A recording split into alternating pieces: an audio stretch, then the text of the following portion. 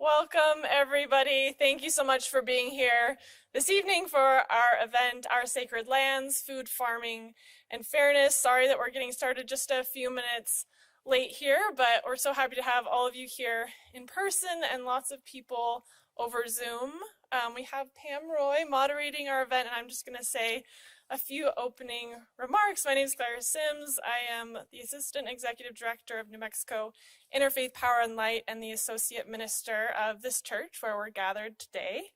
And just to kind of begin and ground our time, I'm going to read a blessing that was given to NMIPL by Tewa Women that is a land acknowledgement of the space that we're in. Will you join me in a spirit of prayer and contemplation?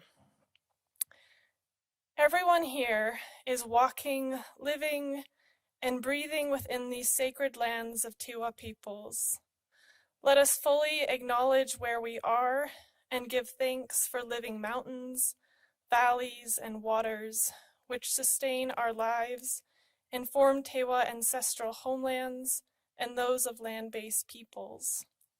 Let us ground our activities in awareness of where we are, and may the mannerisms of the Pueblo peoples enter our lives and fill us with gratitude, love, care, and respect for all that is shared between us and all beings. Amen. So I want to just say thank you so much to our host for inviting us to participate in a farm, not only a farm bill conversation, but really what's important for us here in New Mexico, for our communities, for the health and well-being of what we're doing here. So just a few things to sort of land this. So I know our conversation this evening is about the Farm Bill, but also about some sort of specifics around that. The Farm Bill itself, how many of you are familiar with the federal Farm Bill? So most, but not quite all. So I'll just give a little bit of background. The federal Farm Bill does several things. So approximately every 5 years, and we're in a little bit of an extended moment now, the Farm Bill is re-upped. It provides programs in a lot of different areas. So conservation programs, forestry, organic agriculture, all kinds of farm programs that help farmers and ranchers. But 75% of the Farm Bill is the Supplemental Nutrition Assistance Program. So SNAP, as we call it, Supplemental Nutrition Assistance. And that really provides people with the opportunity who are maybe food insecure, to apply on the SNAP program and then be able to go to grocery stores to buy food with SNAP.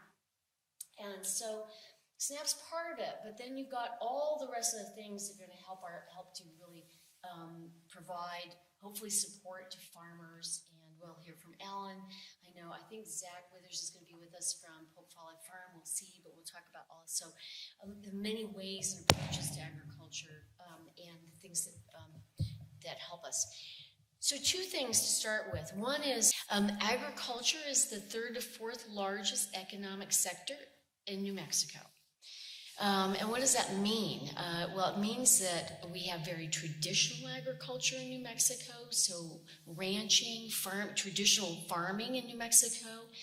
We're considered a small farm state, meaning that a lot of our farms are smaller size compared to the Midwest. So we have farms, anything from, and Alan's going to share some of this, anything from like a quarter of an acre to a half acre, an acre, 10 acres, 20 acres, 100 acres, 1,000 acres. Not as many in that realm of that 1,000 acres. So it's very different from the Midwest, where it might be 10,000 acres of what we call monocrop. Many of our farmers, like Alan will share, are have all kinds of different crops, right? Vegetables, and Ian's here, who has a beautiful farm in South Valley, Albuquerque, with his partners. And so there are programs in the Farm Bill that are really there to really help provide support, securities for farmers. And two things, traditionally in the past, and yet things have evolved in the Farm Bill over the last 30 years. Many of those programs are set up sort of for larger scale agriculture. Now, dairy in New Mexico is our #1 agriculture in New Mexico. and the majority of what is produced is exported. Pecans are our largest, if you want to say then, crop that's not from an animal. So pecans, and we export again the majority of the pecans that are produced here, and some of those go overseas. So we actually only eat about 5% of what we grow and raise in New Mexico. Yet. New Mexico's been really focusing on this for many years. We've built out programs like Farm to School. We're getting more fresh fruits and vegetables, and now our meat products, or our ranchers' products, into schools, senior centers, early daycare centers. We're building out the infrastructure around these programs. And I know Alan will touch on some of those programs that he and his organization are benefiting from and putting to good use here in New Mexico. So in the last 20 years, which may seem like a long time, it's not when it comes to the Farm Bill, especially if it's every 5+ years. We've been focusing on evolving these programs so that they are a better fit depending on where you are. So New Mexico is different from the Midwest. We're different from the Northeast, and I know we're going to talk a little bit about some of that too. What are those varying things? But it has to sort of have something for everybody. Well, we have learned, and I really want to give a shout out to my colleague and dear friend Eric Chavez, who's here from Senator Ben Ray Lujan's office. Tap Eric with the things that you know about your own farming and the community that you live in and the needs we have here, right? Because we know we are different. We need to fit this Farm Bill to the size and shape of what's happening here so that we really can access these many different programs that exist for our communities. So in the last 5 years in particular, because we had the pandemic in the middle of everything, what we've been doing in New Mexico for quite a while really came to even greater fruition. We all got together. We said we've got to strengthen and build out this local food system. Our legislature, our state legislature, is providing now about $160 million towards all kinds of things, universal school meals, and now we have a legacy program, which is conservation programs, $300 million. That's a base for things, but multiple millions of dollars will go into riparian restoration, conservation programs for farmers and ranchers. And that funding can leverage these federal programs as well. So we can have some federal funding and we can have some state funding that really benefits us at the local community level, right? So in that though, and through the pandemic, we learned that many of the programs that we were interested in and that we were evolving and that are really at the forefront of creating a strong local food system that's set around values, right? Access to culturally significant foods and access for people of all walks of life. A lot of these programs are not set up for people to access them in a way, and they may not have the capacity to do that. So we've all been leaning into this Farm Bill as we've been evolving it, and we may have a little more time to do that, to really focus on what's going to benefit us at that very community level, our tribal communities, BIPOC communities, individuals, and those who have been left out and who've actually been discriminated against as well. So we're here to focus on equity, we're here to focus on access, and to take care of each other in this upcoming Farm Bill. And people like Senator Ben Ray Lujan and his staff have been listening and learning and then trying to navigate that and figure out how do we then create a Farm Bill that speaks to that. And we do it through what are called marker bills. So introduction of what's the potential, what do we need to change in the Farm Bill, and then evolve it from there and focus on those things and try and shift how this current Farm Bill that we're in now really meets our needs into the future, into the next Farm Bill. So one other thing, and definitely then move into the conversation. The other thing is that we were hoping that we'd get a Farm Bill passed last year, which is when it was supposed to pass.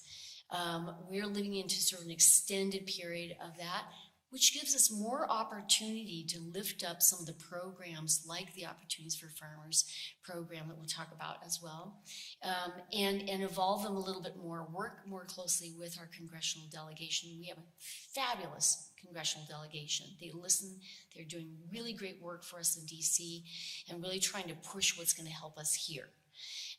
So I'll stop there for the moment, but we do have some more time to work on it.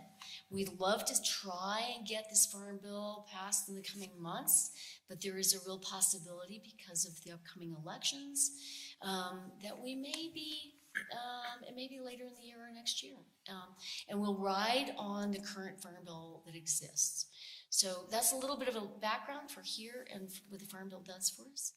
And I'll pass it on to Alan to share a little bit more about what you all are doing here in New Mexico with the programs, who it's benefiting, and some of the federal programs that you benefit from for your projects. Thanks, Pam. Am I close enough? All right. Good evening, everyone. It's good to be here with you all. My name is Alan Brower. Okay, I won't touch it. I won't touch the mic. My name is Alan Brower. I'm one of the farmers and one of the directors of a program called the Indigenous Farm Hub. The Indigenous Farm Hub is a nonprofit organization that centers on bringing young people, Indigenous families, Indigenous farmers together to build healthy food systems, build prosperity for farmers, and to reconnect language and culture to land-based learning and healing that happens when growing food and being on the land. We started this in 2020. My boss, who's Navajo and Lakota, her name is Kara Bobroff. We were working at the public education department at the time, and then March 13th, 2020, we all know what happened then. We got the call that said that we can't go up and work in person anymore in Santa Fe. I live in Old Town, and Kara lives in Corrales. And so we kind of put our heads together with some of the schools that we work closest to, including Native American Community Academy, a school that I used to work with before going to the education department. And we started thinking about how can we support our families who we're not sure what's going to happen within the next few weeks or months. Is it going to be a year where we're going to have like access point issues to foods and other things that we need? And so Kara was like, well, since you're a farmer, I was born and raised on a dairy farm in Maryland, and so farming is really in my bones. And I came out here in 2001 as a teacher. And Kara was like, can you like go back to your farm roots and start thinking about what like this third of an acre that I have behind my house that we can probably use to grow food for Naka families. And so I went up and looked at it. I was like, we can totally do this. We just need a rototiller, some drip tape irrigation. We got some water, and we ended up growing enough food for 25 families for 20 weeks, similar to a CSA model or a subscription of produce that you receive 6 to 8 items each week for the entire season. And so we ended up doing that with our families. And as we went through that process, we also were thinking about how so many of the schools that we worked with, Kara and I worked for and helped found an organization called Naka Inspired Schools Network, which focuses in on creating schools of excellence and relevance in Native communities across the country, 6 of which are here in New Mexico. And one of the things that we kept on hearing from our schools, as well as the schools and at the education department, was we have to focus a lot on academic preparedness and cultural relevance, but we also want to think about land-based learning. We also want to think about economic development and opportunities to connect young people to something that they, to some type of vocation. And so, long story short, 2020 was a big year for us, where we kind of started reaching out to farmers and Native families to think through what a new organization could be. And so the Indigenous Farm Hub came out of that process. I didn't know what Zoom was until September 2020, and now it's just like part of our lives. So I talk to people, which is not my forte, to talk over the phone or in Zoom, but we ended up talking to several hundred different people, and we came up with the vision for the Indigenous Farm Hub. So right now we're in Corrales. We have a 17-acre farm there, and we also support another elder with about an acre of production behind her house. And we do farm-to-school activities with 7 different schools, ranging from Santo Domingo Elementary School and Cochiti Elementary School on the Pueblos, Naka, ACE Leadership, Siembra Leadership Schools. And we always have other schools who we can never say no to that want to come out for a day to visit the farm. So we do a lot of farm-to-school activities. We had some funding from the U.S. Department of Agriculture. We're hoping we're going to get another grant from them. They have a whole farm-to-school grant kind of sector, and that really helped us strengthen our curriculum and ensure that we were able to grow food that would get onto the lunch plates of the schools that we work with. So the other thing we do farmers and residents training. So we also received a Beginning Farmers and Ranchers Development Program grant from the USDA to help us create a curriculum a couple years ago for our Farmers and Residents program. We pay our farmers a $30,000 stipend for 20 weeks during the growing season, which we felt like it was really important for us to provide a fair wage. As many other fellowships that are out there, especially within education, there's always like a nice carrot to show up to meetings and to get trained and learn a vocation, and we feel like it's right to do that same thing with our farmers. And so they're with us for 9 months throughout the year, so we're just launching that this month with them, and they'll be with us through December, and this is our third cohort that we do farmers and residents with. The purpose of our Farmers and Residents program is to have their knowledge come to us, our knowledge comes to them, we mix it up, we have a lot of circle of learning that's happening, but it's with the purpose of like growing food and getting it out to families who can really benefit from that. The last thing I wanted to share is that we also are a production agriculture farm, so we do a lot of educational stuff, but we do grow about 6 acres of produce every single year. We use all kinds of different processes to do that, different practices. We use indigenous ways of farming, and we also use new innovative ways with new technology because of climate change, because of the changing of how much water we receive. We also use different processes as well, and so we all kind of learn together to do that. But we serve about 150 families each week with the produce that we grow, and we're hoping to continue to support the state of New Mexico institutions as well through this program called New Mexico Grown, which I think is one of the niftiest things that has come out of the legislation and with the governor's office that can really help us change what you shared, Pam, the idea of we grow all this food and we have all this milk and pecans and all of that, almost all of that goes to other places. And I get it, I understand why that is, but we have a great opportunity to grow a lot of our food locally here that can get into our schools, get into our senior centers, get into other institutions, and really benefit our economic stability here and support farmers for the work that they do. So I can talk more about some other programs that we've had within the USDA as well, but I did also want to share that Senator Lujan, Senator Heinrich, and Congresswoman Ledger Fernandez have all been super supportive of the Indigenous Farm Hub, both through funds as well as through letters of support as we try to receive additional USDA funds, and they're always there to support. And so if you have other projects that you're thinking about, most of the time our Congress people will say yes to supporting you, and so that's something that I found really heartening as we continue to transform farming here in New Mexico. Thanks, Alan. And I'll just share a little bit. So as Alan was saying, right, building out these programs just in the last few years and now selling into several of the schools that you're working with.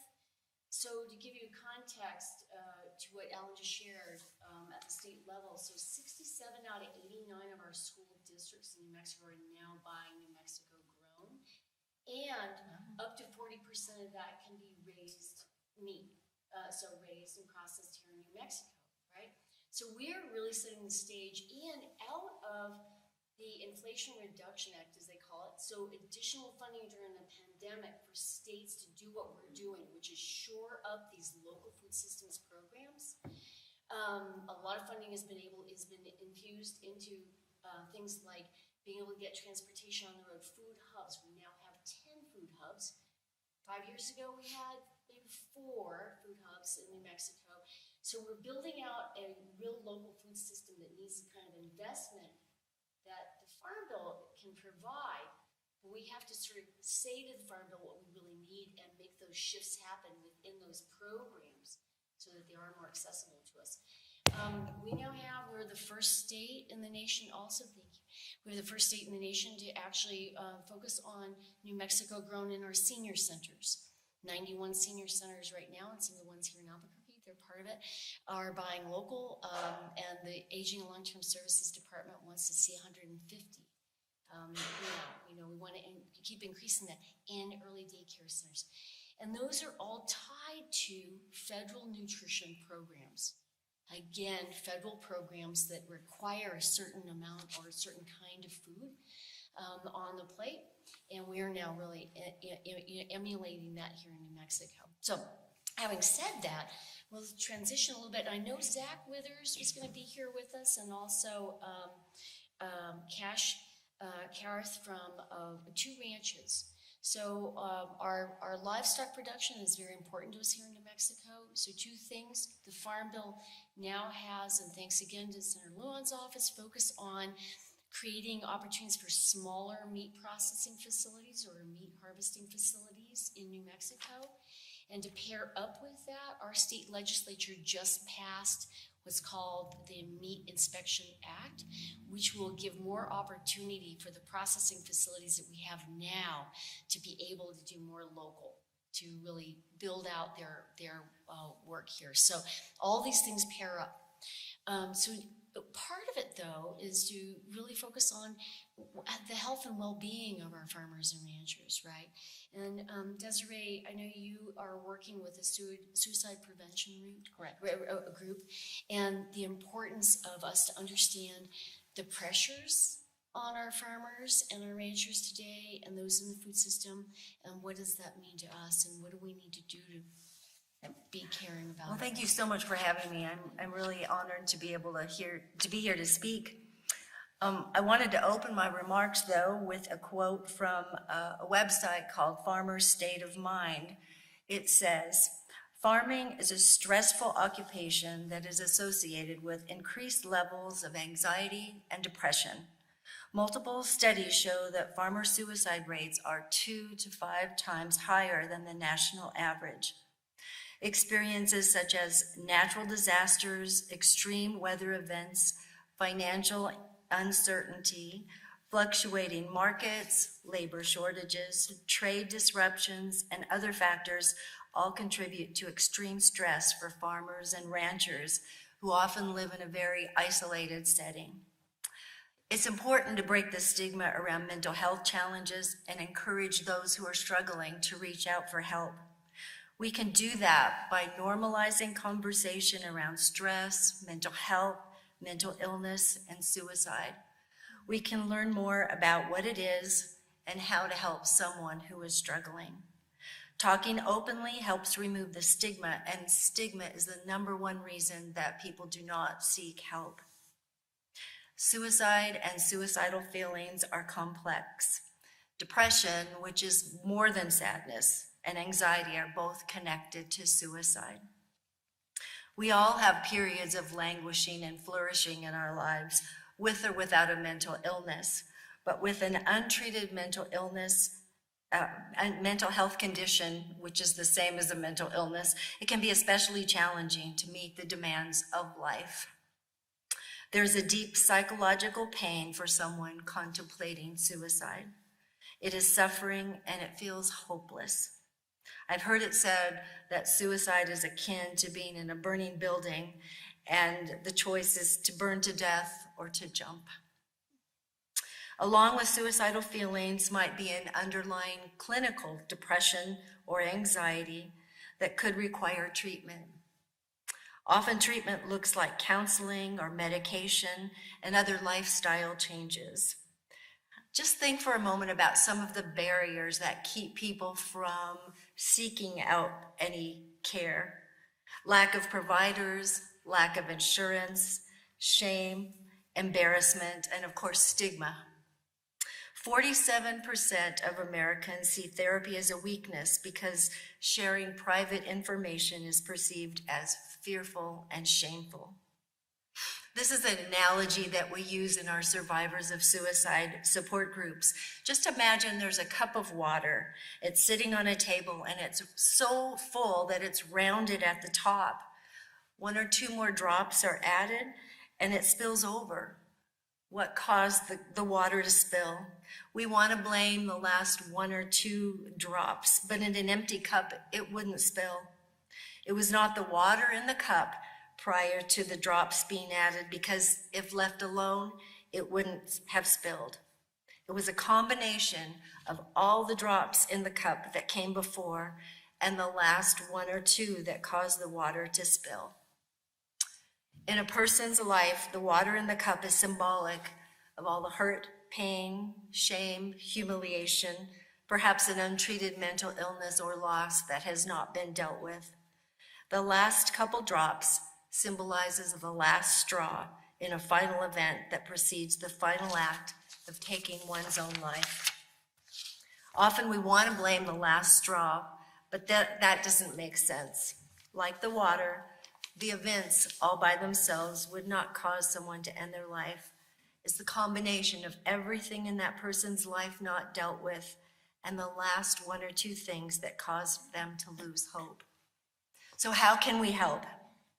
Talking it over with others who are facing similar stresses and circumstances, sharing emotions and feeling that you're validated, having someone to bear witness to what you're feeling, the pain and the stress. We could ask questions like, I've noticed you haven't been the same lately. Are you okay? And then keep listening as you might help them to find their own possible solutions to the problems that they face. Not every problem has a quick solution, but only what is in their control. And that list that I mentioned of all of those stressors, none of those have an easy fix, right? And they may not be within that person's control, but to have somebody who is willing to give them the gift of presence and to listen to the stresses and maybe come up with some kind of a solution. In our Survivors of Suicide group, we ask, how are you really? And then we listen. And you can certainly use the word suicide when you're asking someone how they're feeling. That doesn't give them the idea because they may have already thought about it. It can actually relieve some of the stress. We ask, are you thinking about suicide? We don't say it, you aren't thinking about suicide, are you? So that makes it feel like we don't really want to be there to hear you if you are struggling with those feelings. So secondly, we can know some warning signs.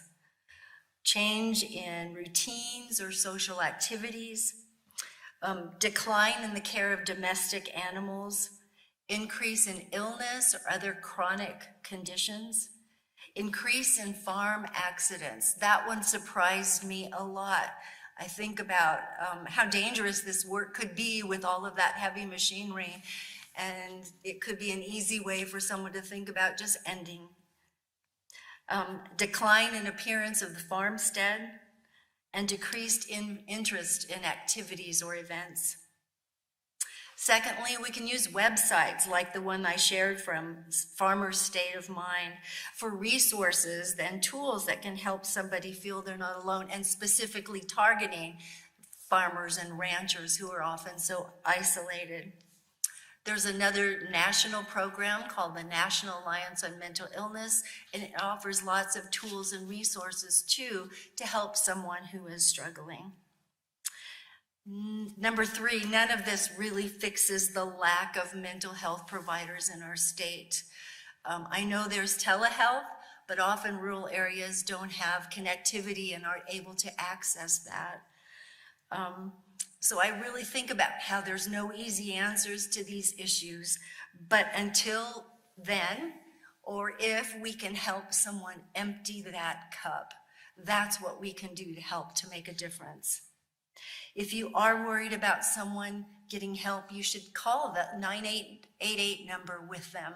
Ask if you can make that call. It's the National Suicide Hotline, which is actually trunked here to the New Mexico Crisis Access Line. And if you're so worried about that person, you can take them to the nearest emergency room so that we can have one less person take their life here in New Mexico. Thank you. Thanks, Desiree. And we know that this is a huge issue, as you said, in farming and ranching across this country. And the pandemic changed made deeper changes in this as well. I will say also, though, in the region, the Rocky Mountain Farmers Union, which is based in Colorado, but it's it's a national organization, but they now have introduced what's called AgWell. And so happy to get you all and anybody additional information about that program so that we make sure we take care of our farmers and ranchers and those who are a part of this whole food system who are taking care of us. Right? So thank you. Thanks for sharing. And we know there's hope because there's lots of people like you who are there for us. And I really appreciate what you do to make that reach. Yeah, and care so much. And I'm really delighted to get a chance to introduce somebody who I've gotten a chance to see on Zoom, but from a distance. Sarah Cardin, who is with us, flew in from New York to participate with us. She runs the Farm Action Fund. Has been really highly involved in organizing advocacy at the national level. And we're really lucky here in New Mexico, like Farm to Table, where we coordinate what's called the New Mexico Food and Agriculture Policy Council. So we get a chance to then work at the national level with people like Sarah and the work that you're doing. You help us learn how to advocate and do that together. So, Sarah. So thanks so much for having me. So is this okay, everybody? It sounds very loud from my ear. My name's Sarah Cardin. I am an organic vegetable farmer in Western New York, and I am also the senior policy advocate at Farm Action Fund. And you might wonder why that's all sort of interconnected. I have been farming with my partner for about around 15 years at this point, and ended up in the advocacy world as we built and have been maintaining and building an operation that feels encouraged and welcomed by community and has a lot of value, but often feels like a lot of those intentional choices we're making to bring value are creating barriers for us on the operational side. And so I ended up in the advocacy lane to help empower farmers to do what they want to do, which is be able to be, valuable members of their communities, growing food, taking care of their land. But it's not always easy, and it's been getting, if we look back from like the farm crisis in the 80s, there's been it's been getting worse. And now we're starting to see some great programs coming out, and I love being here in New Mexico and hearing about all the great work that you all have been doing, building and rebuilding these local food supply chains, because I think that is really the answer to so many problems, from creating opportunities for farmers to creating healthier communities and more vibrant rural communities and local economies. So, I think New Mexico has really been a leader on this front, and that's a tribute to all the work you all have been doing. And so the other piece that I want to talk about, and I think if we can get Cash on here, he's going to bring up a little bit, is the shape of the farming world has changed a lot in the last couple of decades. We have seen, the latest census was just released, and it has just continued on in this trend of farmland consolidation, farm consolidation. We are losing farmers, we're losing farmland, we're particularly losing these smaller and mid-sized operations, and they're being gobbled, and they're sort of being absorbed by increasingly larger operations, and that creates an issue for resiliency.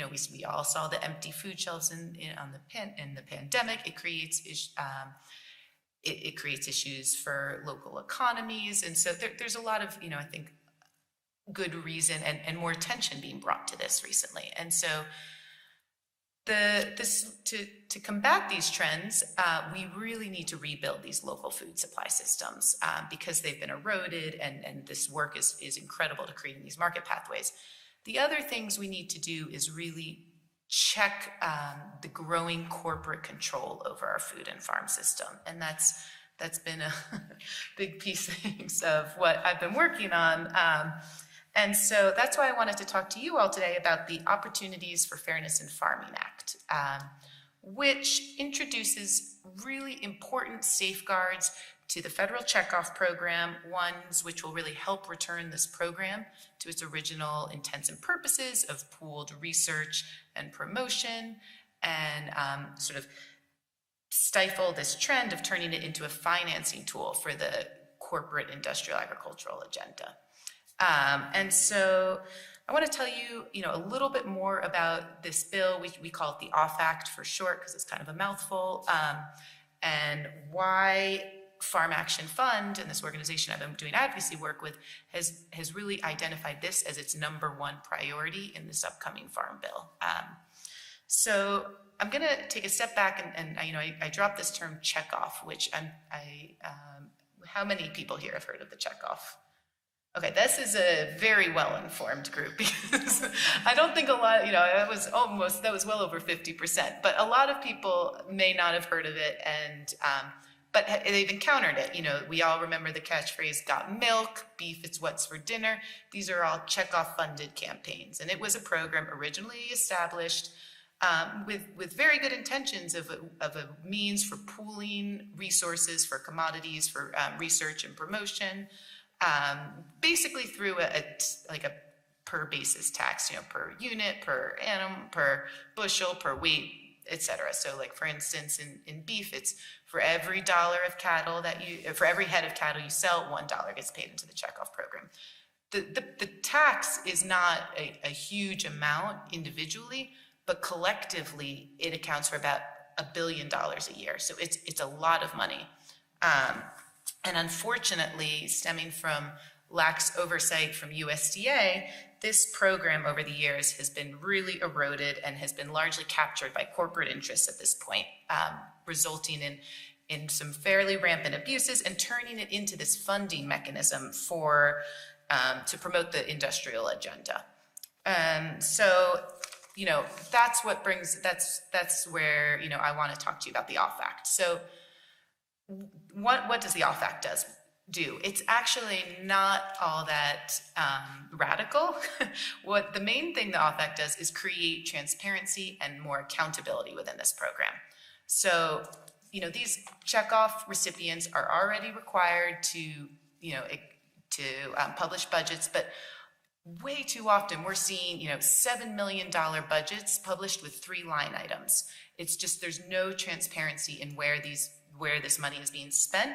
And there's just far too many examples of audits revealing abuses in this spending, where, whether it's, going for, executive vacations, or whether it's going for other uses it's not intended. And so we just need more transparency and accountability on that. And when we're talking with $1 billion at stake every year, farmers deserve to know where this money is going and how it's being used.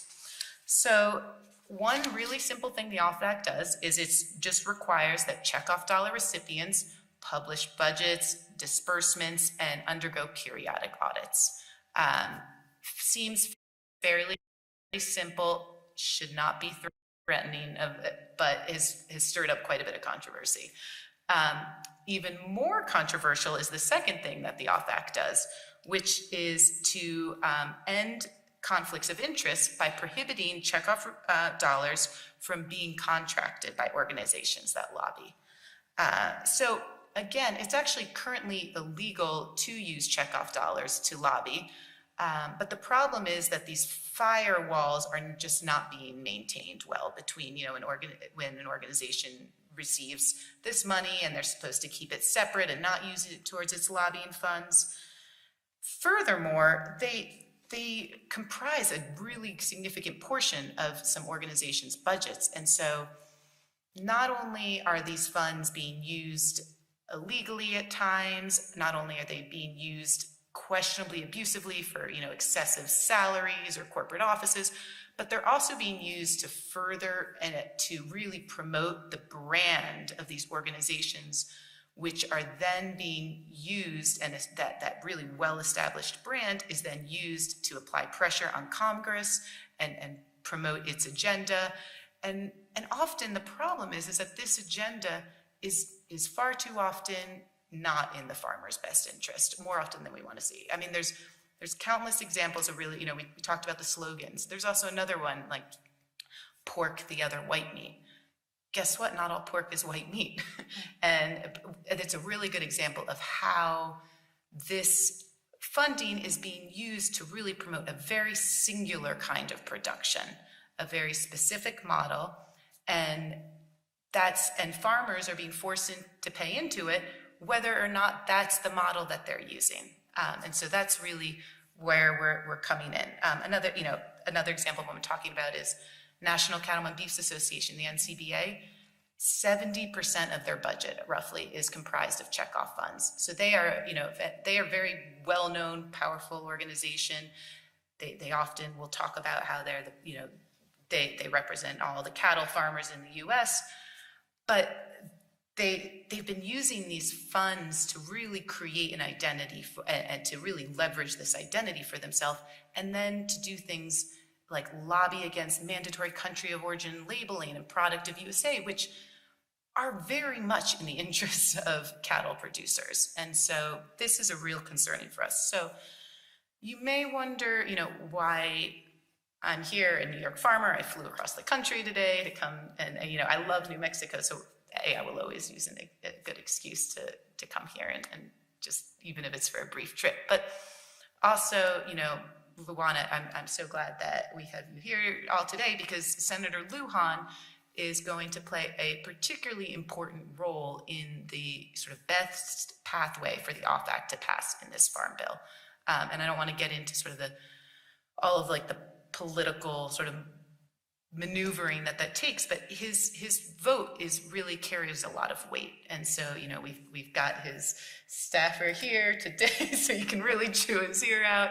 But it's New Mexicans will have an outsized influence potentially on the passage of the OFAC. And so it's really, I was thrilled when this event was proposed, and when Claire invited me to come and speak here, because this is such an important moment for you all, and for all of us. And it's a real chance to start to give a more level and even playing field. And, Desiree, you talked about these pressures farmers are feeling. And I think that a lot of that has been compounded by the changing and the shift in the agricultural space over decades, as we see, way too many examples of generational farmers having to be the last one in their farm, and the kind of pressure and the mental toll that takes, because the climate has just been challenging. So this is a really great opportunity, passing this OFAC, to start to re-level that playing field, introduce some very basic levels of accountability, return the checkoff program to a tool that can be really useful for farmers. And so that was kind of what I wanted to talk to you about today, and thanks so much for having me, guys. Great. And I do want to say thank you, Sarah, so much, and for really building and shedding a light on the disparities in the current farm bill for farmers, especially for farmers and ranchers and people who are involved in the food system here in New Mexico. Not one size fits all, number one. So a couple of things from what Sarah said while we're getting cash on. Think about, like I said, traditional ranching here in New Mexico, the majority of, and yet we have an opportunity to keep more of it at home, because we're building out opportunities for our meat processing to be here in New Mexico, and especially if some things pass in this upcoming farm bill, they're going to really give our ranchers more opportunity. Right now, there are approximately 3 large, very large companies in the United States that are the ones that most of our cattle go to for processing. 3. And they were also some of the hardest hit during the pandemic on the workers. The workers were the ones who, because they were in large confined facilities themselves, and without some of the protocols that we were all sort of learning to figure out as the pandemic started. And those were, as Sarah said, they put those immediate disruptions into our food system in the sense of what ended up on the shelf in the grocery store. You may have read in the newspaper in the last few days, 2 major grocery store chains, Kroger and Albertsons, who are planning to combine efforts and become one.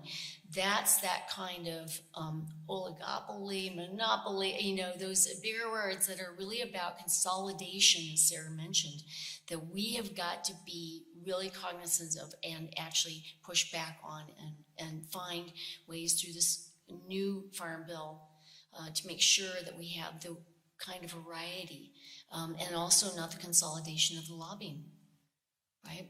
So those are a few things just to think about. Holly, is Cash with us now? Are you here? So we might get the...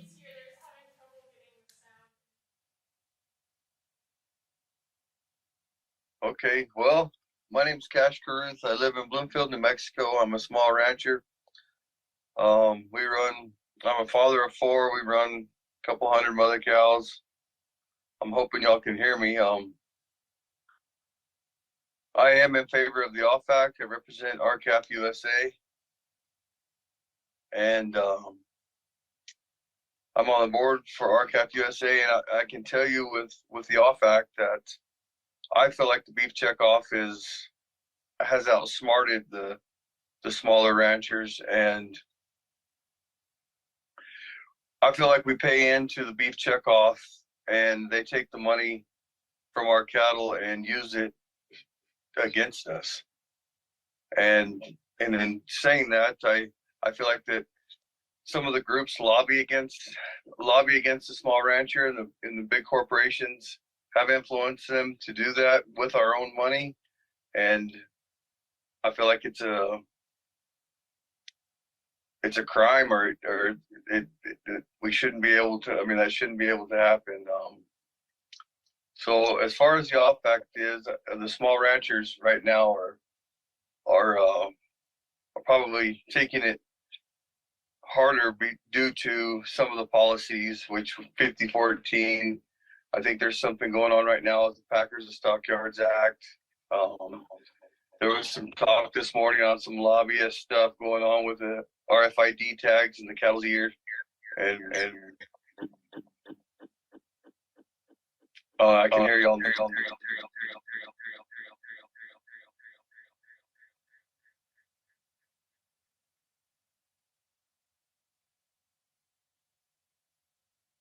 Can y'all hear me? Yeah. Okay. Well, I just feel like the OFAC is the right thing for the small ranchers and farmers, and I feel like I'm not against the checkoff. I just think there needs to be more transparency. I think $52 million or whatever the NCBA gets a year is a lot of money for us not knowing how it's being spent.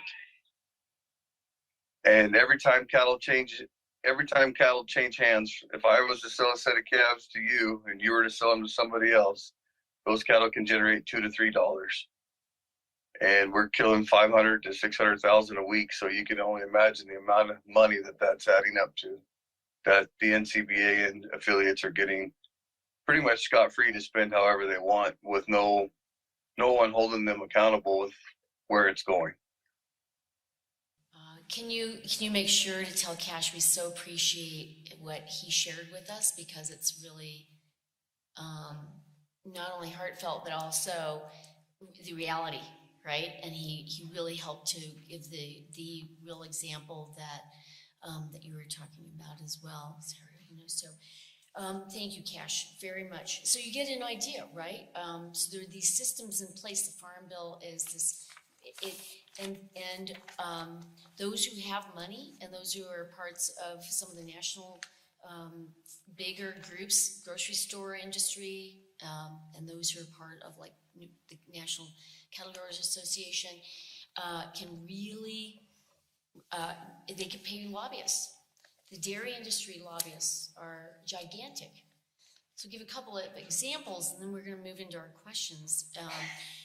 So, for instance, when we're trying to change the kind of the shape of what's on the plate for kids across the country, so it's federal law, federal regulations, a nutritious pattern, right?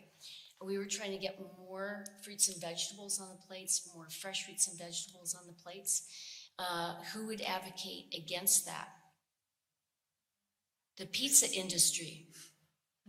And why? Because schools are allowed to do pizza once a week, and so then the pizza lobbyist said, well, then can we count the sauce on the pizza as a vegetable or fruit, right? So that's the way that works, right? And they're big, And that's in DC, right? And they have offices in DC. So just a little bit of insight on something that you can kind of picture, right? Well, and Pam, I can like, Oh, yeah, just to please bring go that into for the it. dairy Yes, checkoff, please. then Yeah, exactly. we saw on our end, at one point, them bragging about the dairy checkoff, if they're doing such a great job with these dairy checkoff dollars that they had, I can't remember the exact details, but they had gotten, cheese on the pizza was essentially the or I think it was a double crust, it was an extra cheese on the pizza, right? Like Exactly. So think about this. How many of you are familiar with the WIC program, Women, Infant, and Children? Oh, great. Oh, my goodness. Almost everybody in the room. So when WIC was originally put into place, and again, it's not in the Farm Bill, it's in Child Nutrition, but it's a good example. Industry really weighed in on it, right? So they said, we want to make sure dairy is right center on the plate still, even though there's frozen juices and beans and some other things like that. No fresh vegetables were part of it. And then further weighed in on it, only certain brands could be purchased through WIC. Okay, so then years after that, and this is now 25 plus years ago, actually closer to 30 years ago, many of us then advocated for what's called the WIC Farmers Market Nutrition Program. So let's make sure that people can go and shop at their farmer's market for fresh fruits and vegetables. Didn't take away from the rest of the WIC program, but what it did is it allowed people to do other things and build on that and added money where women and children and their families could buy something fresh and they could buy it locally. So that was an innovation in the Farm Bill. Secondly, I mentioned that SNAP, the Supplemental Nutrition Assistance Program, is 75% of the Farm Bill, right? And that goes to grocery stores. So a couple of Farm Bills ago, a good decade ago, many of us advocated for SNAP recipients to be able to use their SNAP dollars at farmers markets across the country. So again, then being able to buy locally, buy fresh, a lot more fresh product, and leave those dollars at home in their own communities and with farmers and ranchers in our own communities. Those are transitions that have happened in the Farm Bill in the last couple of decades. And they're now super significant because of even the pandemic really put a lot more weight into why those programs are important. So now there's doubling the ability to be able to double your SNAP dollars at farmers markets. So I'll stop there. A few examples. So some good questions. So first one, so does the Farm Bill contain categories of money for, so there's three things, for paid consultants for farmers to in severe economic opportunity or trouble. So does the Farm Bill contain categories of money for paid consultants for farmers in severe economic trouble? One. Does it pay for emergency funds for catastrophic weather events above property damage or that affect property damage, right? Secondly, we've seen a lot of that. And the cost of reestablishing operations. And then three, strategic plan for saving large-scale farming for the country versus exporting for profit in the face of climate change. Sure, yeah, so I'll reread Margaret's questions. Does the Farm Bill contain categories of money for three different areas? One is paid consultants for farmers in severe economic trouble. So the idea is there help for our farmers that are in that severe economic problems, and who's there to help out? And I will say, Margaret, we are working very wholeheartedly in this coming Farm Bill to see that we get more boots on the ground in especially rural and tribal communities, funding for many of our agencies in particular, and for farmers to have help like writing grants and getting funding around NRCS or Natural Resource Conservation programs and things like that. Secondly, Margaret asked, so is there funding for emergency funds for catastrophic weather events for property that's been damaged. So cost of reestablishing that operation, right? So, and Eric can help us with this with Senator Lujan's office. We just had this conversation with the senator actually a couple of weeks ago. The difference, well, I'll start here, but the difference between what FEMA provides is very separate in these catastrophic issues, what's offered, than creating more risk management when it comes to caring and for farmers and ranchers and what their losses are. And Eric, I don't want to put you on the spot, but I might see if you want to come up and, if you want to.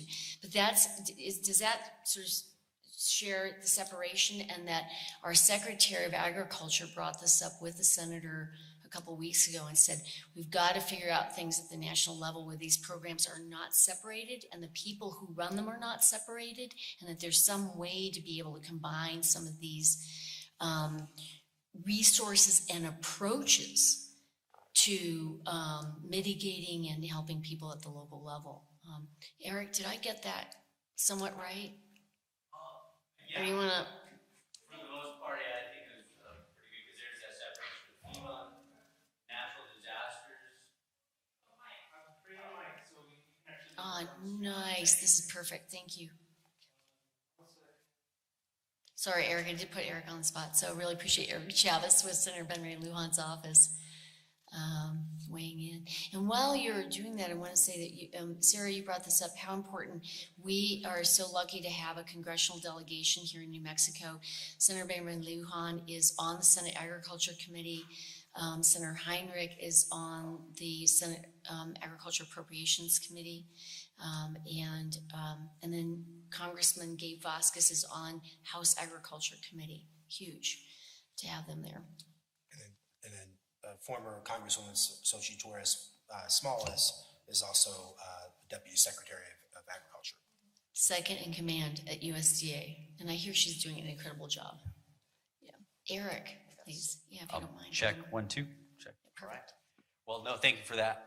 Pam, I think you addressed it really well there. Yeah, there are the separate pots of the FEMA funding for natural disasters that is under the Stafford Act. And then there are also things like the non-insured crop disaster assistance program, which is part of the federal farm bill, which ensures producers in certain crops and products under that insurance program. My understanding, and you can correct me if I'm wrong here, Pam, but it doesn't cover everything.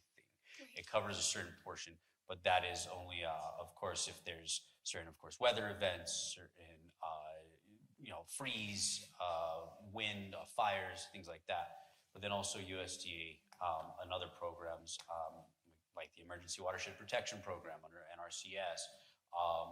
Those are types of other programs that help due to disasters, but may not address, I think, what you're talking about, where it makes you whole again because of certain things. So there's two separate pots.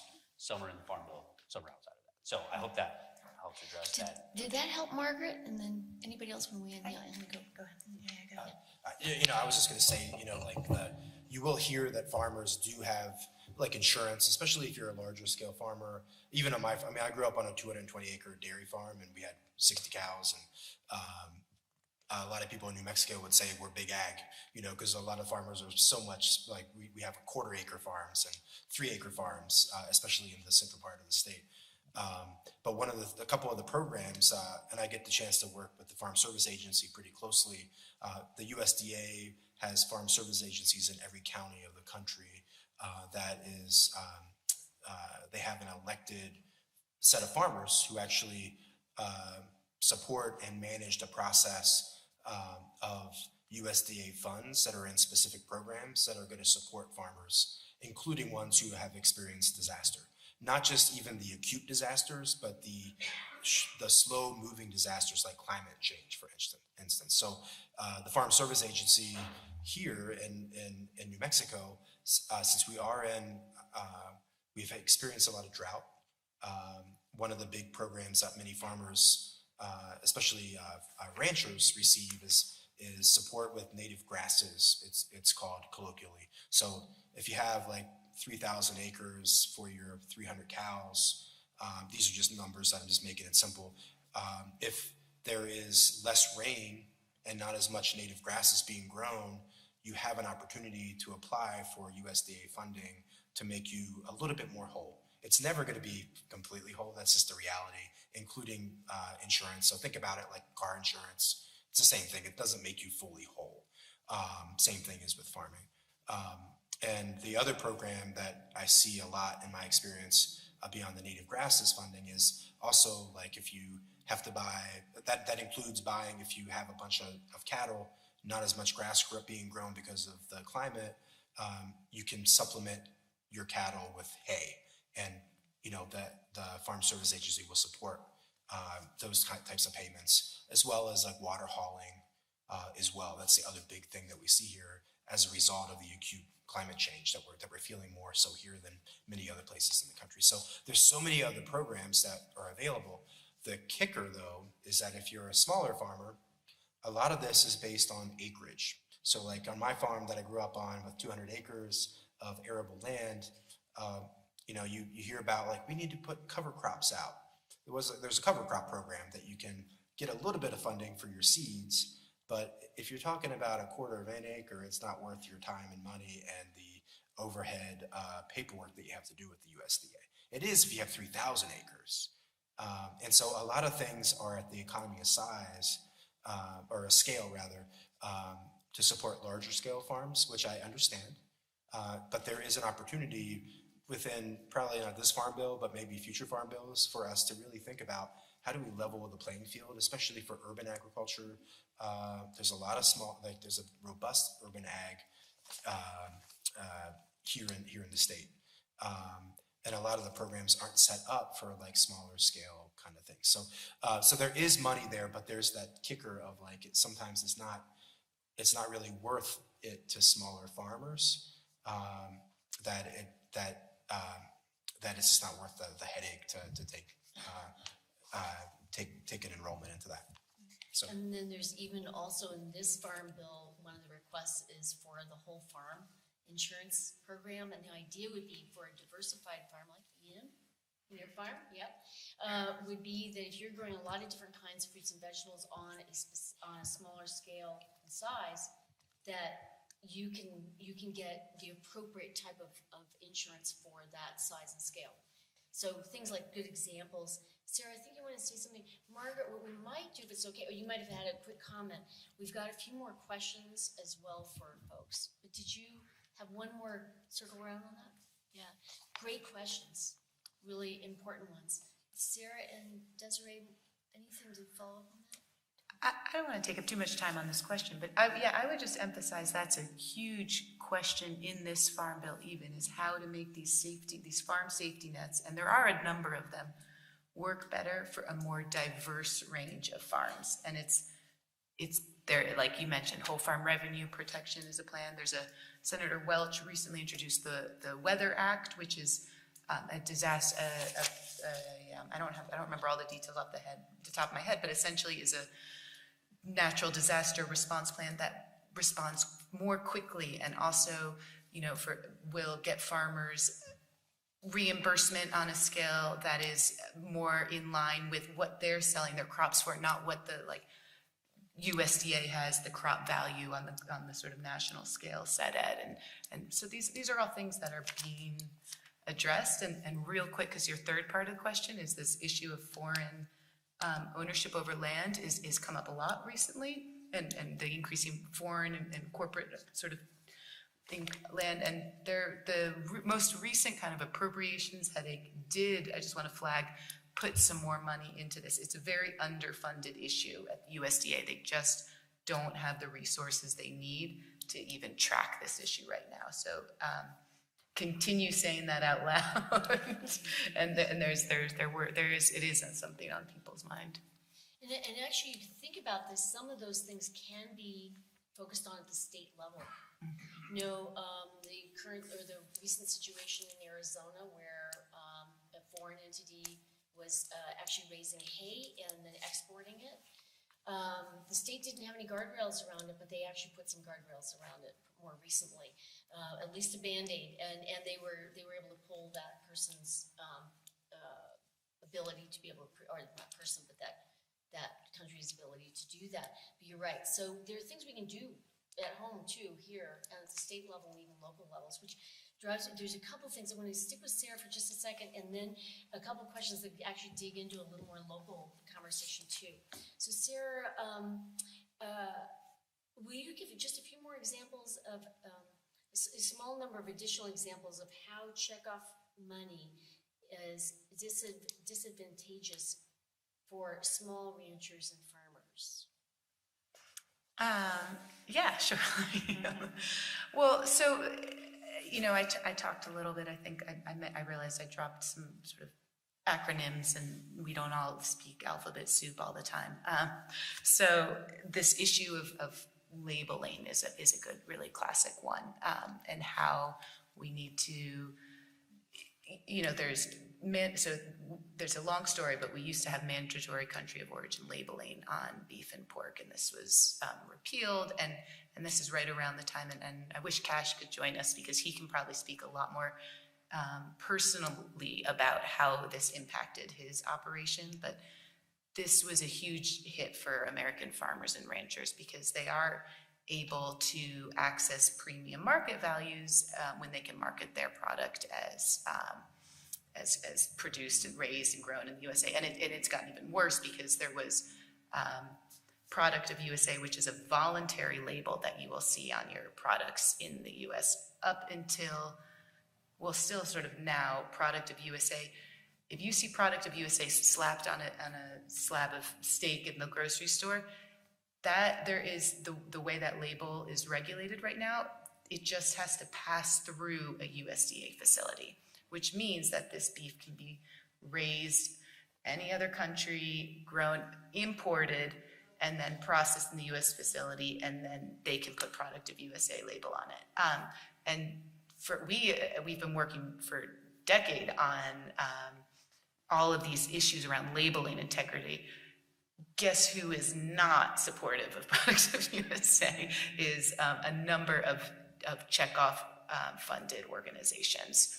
And so I will say the Product of USA has kind of a great ending right now, which is that USDA has introduced a rule to clarify that products that have this voluntary label, Product of USA, be born, raised, and processed all in the US, but in order to qualify for it. So that rule is working its way through the regulatory process right now, but we actually it was a great rule, and we're sort of anticipating its finalization any moment now, so that, you keep an eye on the ag rags for that, because that could be announced any minute. So there is progress there, but I can assure you when that rule is finalized, you will see massive pushback from some of these checkoff funded organizations.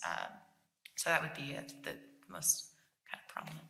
Fabulous. And you can even take it to this very local level. So with the state funding that's being allocated for schools and senior centers to be able to buy local and also buy from our producers, there's very similar criteria to what Sarah was just sharing, so that we're not buying something in and it's just being processed here or vice versa. There is one caveat to that, is because we don't have as many meat processing facilities that are USDA approved here in New Mexico. There are some that are right across the border, but they still have to be born, raised, fed, everything here.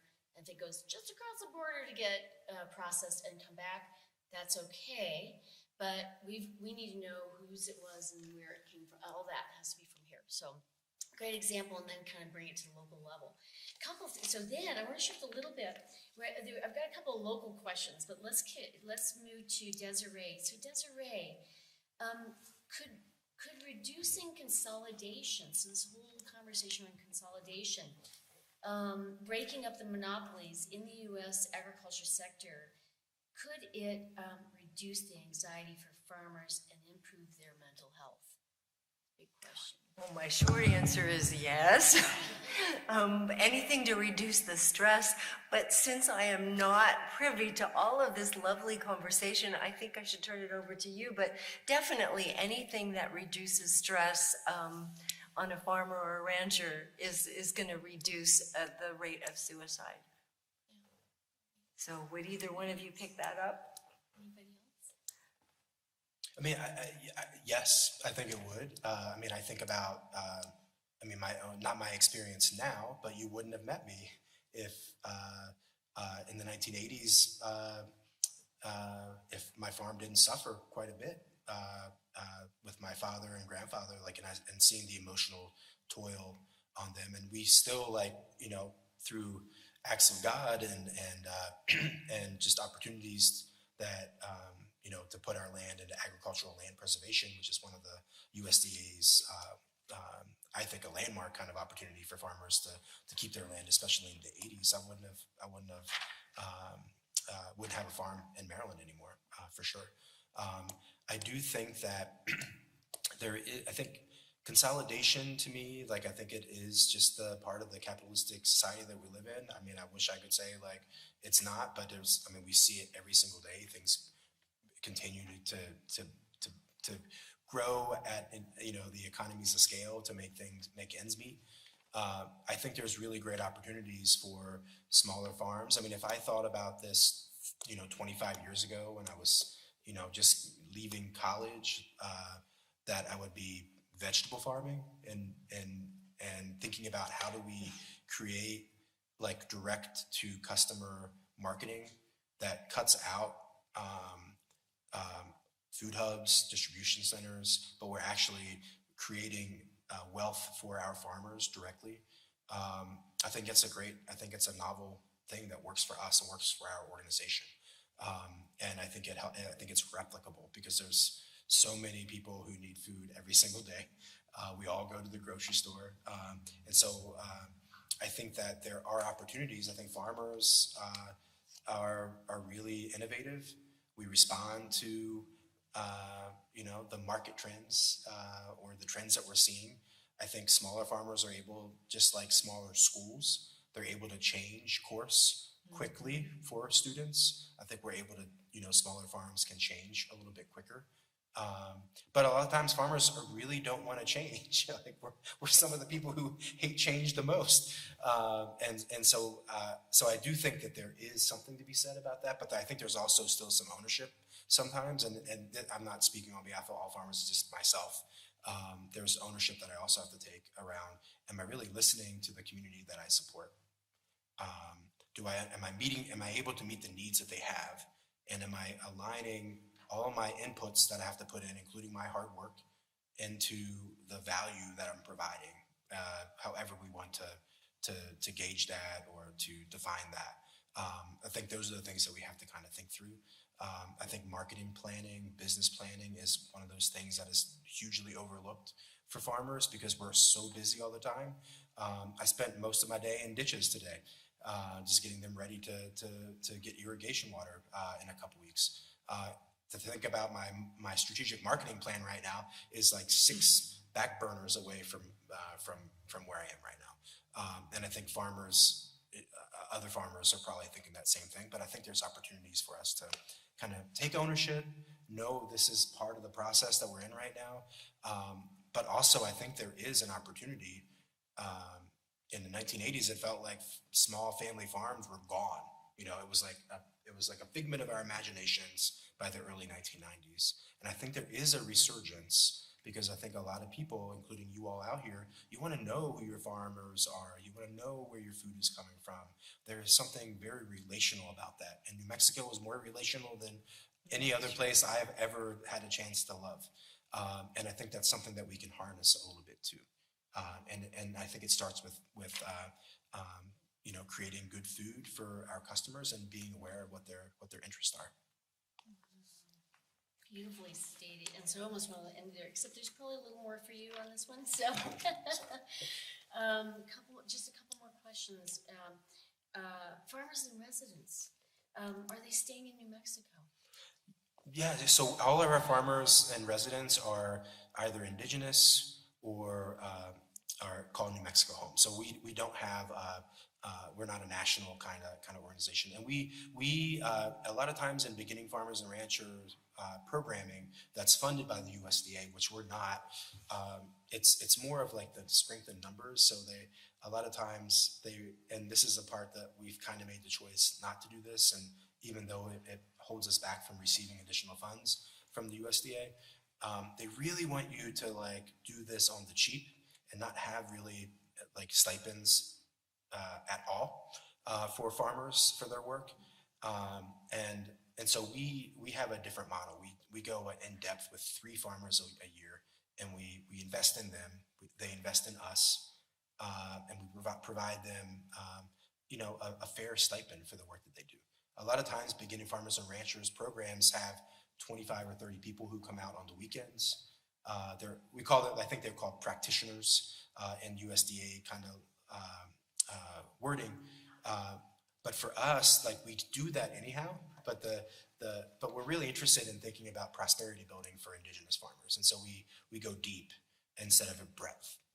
And so we're a little bit unique in that respect, for sure. And so they all stay here. That our hope is over the next 5 years, we'll have 15 farms/farmers in different native communities and different border towns, where we have a network of farmers that then we have a nice and relational kind of like network of farmers that we can grow some great potatoes down here in Corrales, and maybe there's some apples up in the Farmington area, and we can like do fair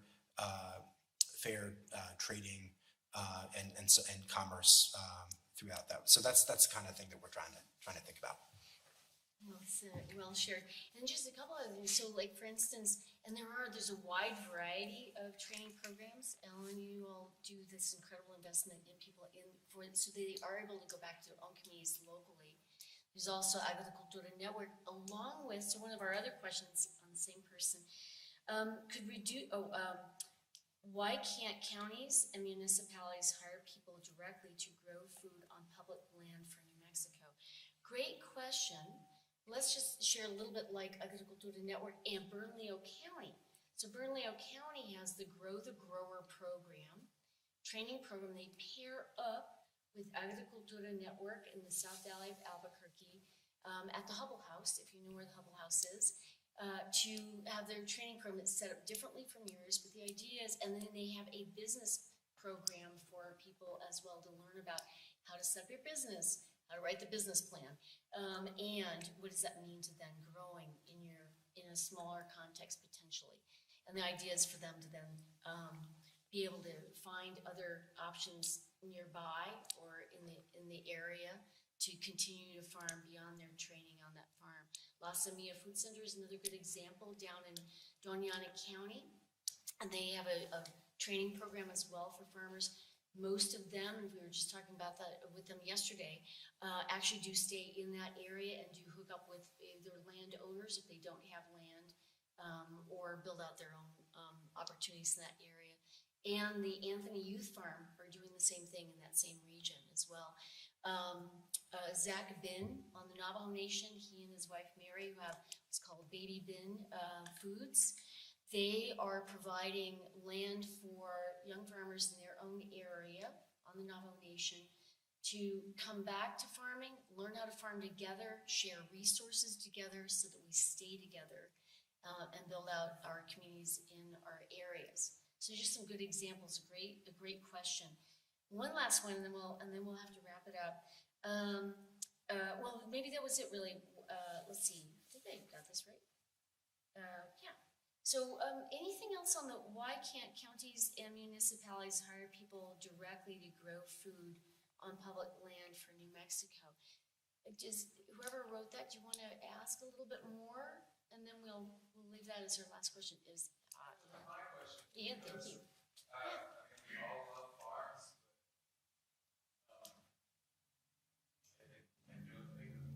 don't think we're going to be able to feed ourselves with small businesses given the consolidation that is happening. I would encourage to work with youth on my farm and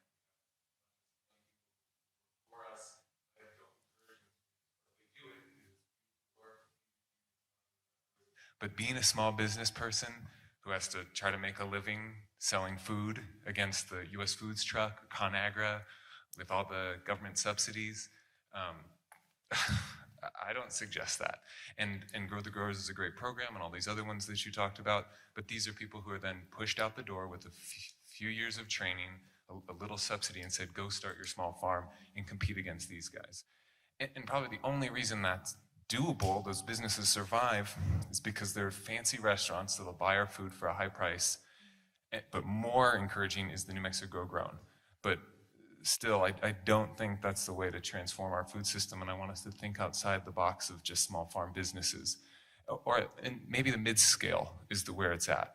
But a 2-acre vegetable farm, I mean, I barely pay myself $15 an hour, and we have a $250,000 mortgage.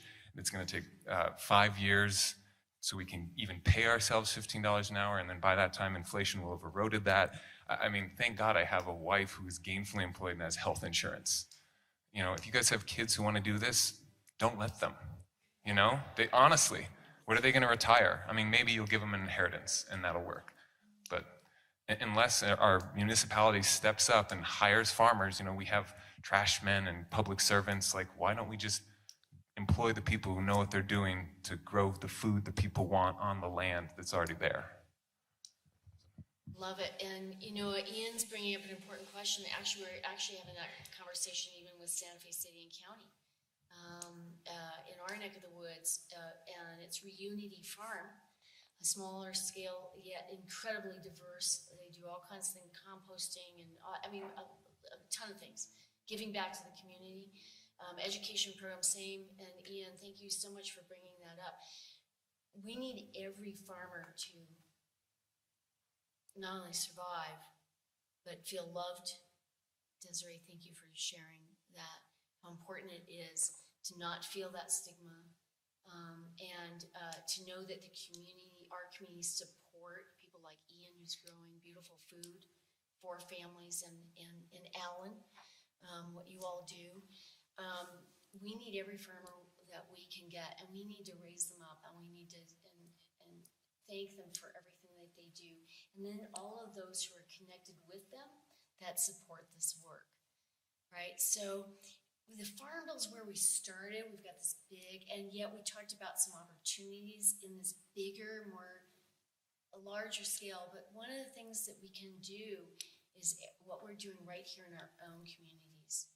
It is sharing conversations like we are today, and sharing the possibilities, the realities, but also doing what we're doing, which is taking things like the pandemic and turning them on their heads, and taking what we're already doing and making it better. And Ian, you brought up some really important things that I want to say. We need to continue this conversation. We need to figure these things out collectively. And we want to make sure people don't feel alone when you have that question, that we have each other to lean on, right? So love to follow up with you on that and talk to Bernalillo County, because they're doing things, you know, they care a lot, and they've got some really great folks. They're probably understaffed too, you know, and then we can go to the Association of Counties and say, is this happening around the state of New Mexico in each and every one of our counties? We can go to municipalities and also have some of the conversations with our tribal communities that are so, speaking of people who can help us, you know, I want to say that, I'll say that personally, learn. Julie Yazzie yesterday in a conversation about water said, water is life. And it is the most important thing we need to take care of. And it will nurture the things that we've been discussing. Anything else, you all? Do we help answer a few questions, or just provide more questions to you all? Well, I would love to just jump in real quick. I'm sorry, I forgot your name too. But I don't think you're alone or wrong in what you're saying, being sort of somebody 15 years down that road. And that is like part of what I was getting at when I say it's set up, the way our food system is you're not set up to succeed right now. And that's the work we're trying to do here. And that's the work and build, and all of these great projects that are coming out of New Mexico are part of it. And then this other piece is leveling the playing field. And, you know, there's the value that your farm brings is not the same as what the imported vegetables grown on large, you know, corporate operations in Mexico are bringing. Or, you know, you're bringing local economic value, you're bringing environmental stewardship, you're bringing, you know, you're banking in your communities, your kid, you know, if you have families, your kids, you're participating in these communities and finding a way for that to be valued more, also on the economic scale. And that has a lot to do with this question of, is efficiency better? And I think we're seeing more and more today that not always, that you know, I really, you know, I hope we don't lose the lessons that we've learned in the pandemic, that we saw how resiliency and how redundancies were able to pivot and to provide holes when we saw big gaps, but we need to continue to press for more recognition of that in our policy as well. And I think that's the other piece of that, moving that forward. Thank you, Sarah. And I want to thank you all, incredible audience, and certainly for the opportunity, Claire, to be here, and for those who have provided the opportunity for all of us to share this evening. And just want to thank you, Sarah and Desiree, Ellen, Ian for sharing, Margaret, and Cash, who's with us, if you can still hear us, for the courage to do what you do, for taking huge risks for everybody else's sake, and sharing those things with us and making sure that we feel less vulnerable and more cared for. And and we look forward to continuing the conversation. So let us know when we can. Right. So thank you all, and if we can give our panelists some applause.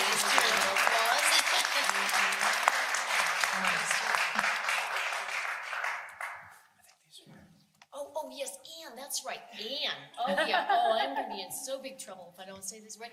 So, there's the petition outside to please sign in support of the Opportunities for Farmers for All. Please, please, please, please, please, please do that. I walk by that, I will do that before I leave, please. And I really wanna say, Sarah, thanks for flying all the way across the country to bring light to this and advocating for